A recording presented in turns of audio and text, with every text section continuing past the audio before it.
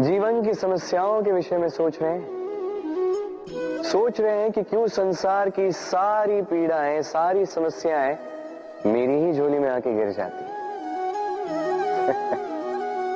सब यही सोचते हैं। चलिए, मैं आपको विचार करने पर विवश करता हूं। सोचिए, सीप के पेट में कंकड़ की ये पीड़ा सीप को ही क्यों भोगनी पड़ती?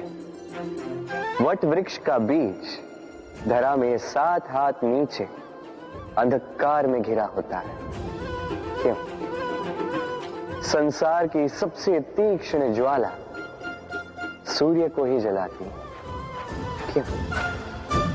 क्योंकि सीप में ही वो क्षमता है कि वो मोती दे सके। वट वृक्ष के बीज में ही वो बल है कि वो संसार का सबसे सुदृढ़ वृक्ष बन सके।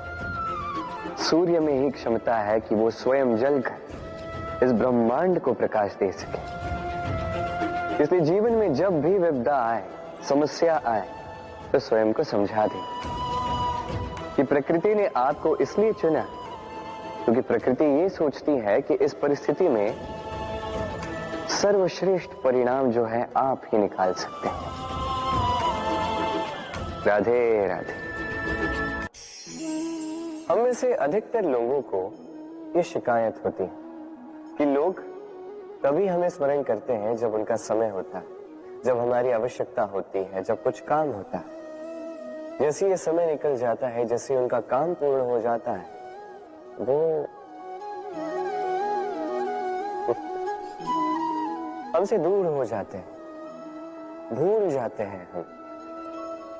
अब इसके विषय में सोचकर बुरा अवश्य लगता है, पर कई बार संबंधियों से, मित्रों से, अपने दायित्वों से मन भर जाता है। किंतु यदि ऐसा आपके साथ हो तो आपको मन छोटा करने की आवश्यकता नहीं है।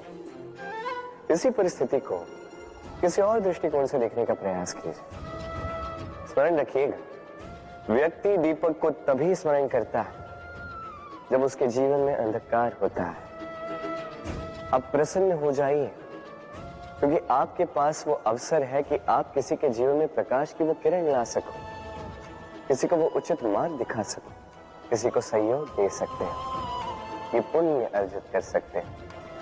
किसी से कोई आशा रखने की आवश्यकता नहीं है। जिसको आपकी जितनी आवश्यकता है उतनी सबकी सहायता कीजिए, उतना सबको प्रेम दीजिए, और इसी प्रेम के साथ आके मेरे साथ कहें, राधे राधे। मनुष्य की सदैव ये इच्छा होती